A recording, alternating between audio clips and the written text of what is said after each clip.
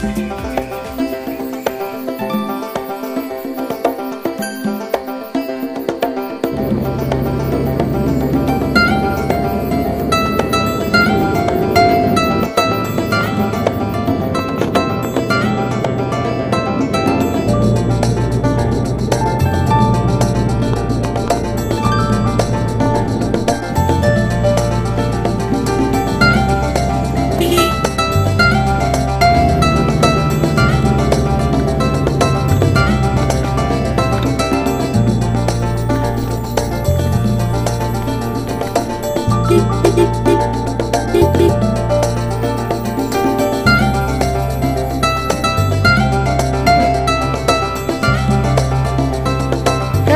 good afternoon.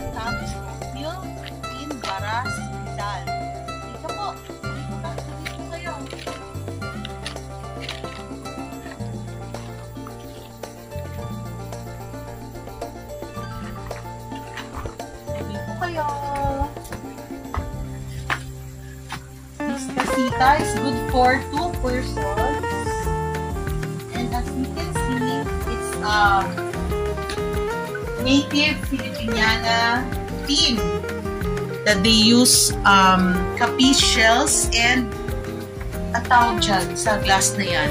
Stained glass. Stained glass.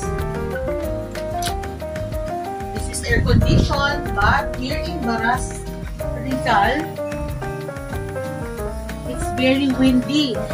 As you can see here, farther there is Pililla, Rizal. That's where the windmills are. And the lush, rich foliage that you see here, and the free oxygen that you can inhale. Ang sarap!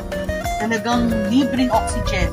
And this casita comes with a veranda. And wala kayong maririnig kundi huni ng ibon, tuko, at saka lagaslas ng tubig. Kasi sa ibaba ng casita, they have a big tub. We'll show you later. This casita also has its own shower and bathroom, which is very nice too. Aesthetically designed, very nice with gold fixtures. Maganda, malinis. Yan. Tastefully done. Okay, so now we'll go to downstairs because there's a surprise. You'll see.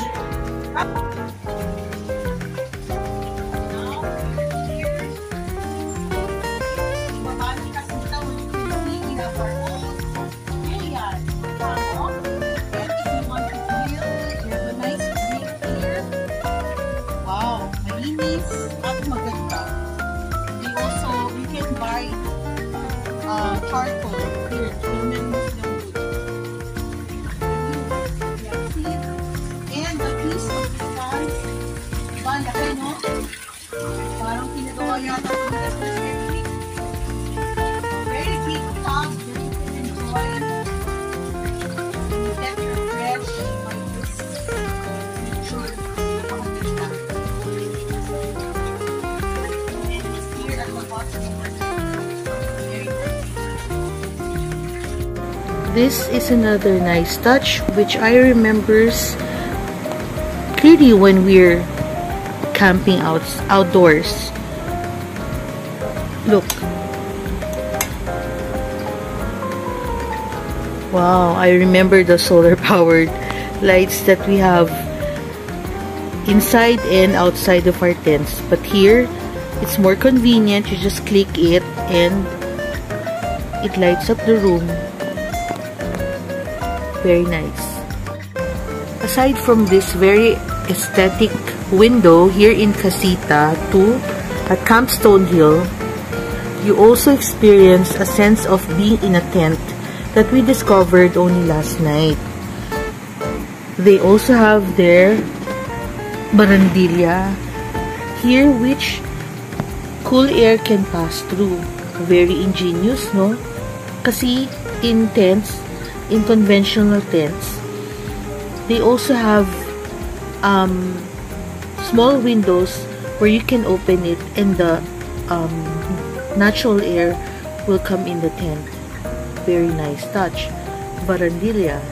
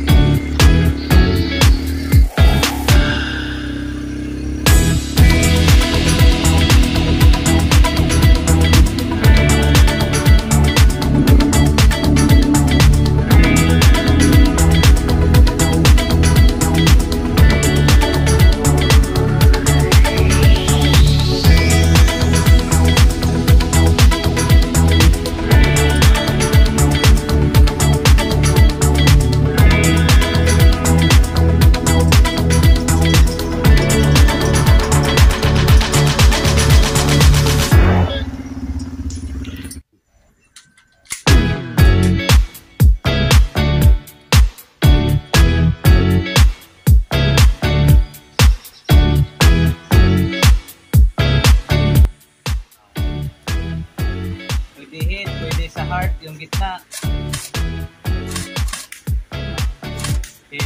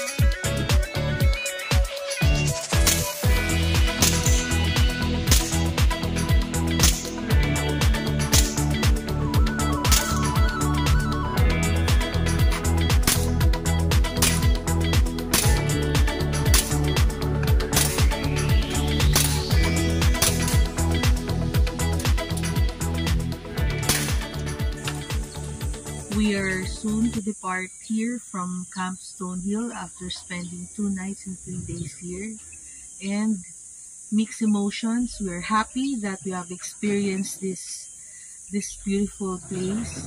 But we're also sad now we're going home na. Kasi it's been such a relaxing family time. And there were activities na first time na ma-experience ni Jacob na happy talaga siya, di ba? Paano? Ano yung activities nila dito na na-try niyo? First time niya nag-ATV na talagang on his own. Nakapag sakay siya, nakapag-drive siya sa mga terrain talaga na mahihirap. Panig-panaog, lubak-lubak, rough road. Nakatry siya ng firing with assault rifle na halos Hi, good morning. Halos totoo na yung itsura, pati yung mga sidearms na halos totoo. Super excited talaga si Jacob because he hasn't experienced riding a bicycle in his lifetime. Ito yung first time na talagang he drove on his own and talagang ang saya-saya ng anak ko, no? Tsaka yung dati sa computer lang niya na experience pero he got to experience a real life shooting range here which is very safe. The trails here for the ATV is very safe and you can be accompanied by one of their staffs. Also, it's not only the ambience, no, but the casitas and the accommodation, the tree house that they offer here at Camp Stonehill is really something one of a kind. In the camper van where Jacob stayed for 2 nights, it's very cute, very compact, and you have all the amenities that you need, no, while camping, even more. Kaya you don't have to go through the hassle of bringing all the camping gears and magliligpit ka after. Dito you get all the convenience talaga if you want to experience camping in the nature, no? Kasi cook. You can dip in the bath. Yes. Galing ng ano nila, bathtub. Tas the casitas naman, as I have shown you here in this video, na para rin kami nag-camping kasi there were ventanillas na ganun din sa conventional tents. Tapos, very convenient and very comfortable for us. Lalo na for us na medyo on the golden years age na, no? Mahirap na magligpit, mahirap na magbitbit. So, yung hassle of bringing everything and packing up things, no? Ito si Abu, medyo may rayo-rayuma na rin, no? So we were freed from that. Thank you to the owner Sir Cedric Sisip, who is very, very, very accommodating to us. Mabait, super bait, and we learn so much from him through his experiences and also sharing yung mga thoughts on everything, even yung politics, no? Masarap siyang kausap, no? Very down to earth, very warm, very friendly. Parang matagal na kayong magkaibigan once you get to know him. And it was such an experience for us. No, it's also part of traveling, no? Now we get to meet different kinds of people, interact with them, and it's such really a grace for us. So, all in all, we invite you to visit Camp Stonehill here in Baras, Rizal. So you can take the route going via Antipolo, or you can also take the route going to via Angono and Binangonan. And truly, we wanted to experience this one-of-a-kind camping experience that we have experienced here in Camp Stonehill. Kaya tara po, punta na po kayo dito para ma-experience niyo po. And this is also pet-friendly, no? You can bring your pets and you can cook here. They have amenities for you to cook. Pero they also have a restaurant where they serve talaga masarap din. Very masarap and very affordable meals. And also, we forgot, no? The staff, very warm, very welcoming, and they attended to our needs talaga, no? Sina Joram, sina Aline, and everybody here, no? Kaya, thank you to Camp Stonehill, and babalik tayo dito, no? And we'll be back here very soon, na pa? Okay, bye! See you on our next travel!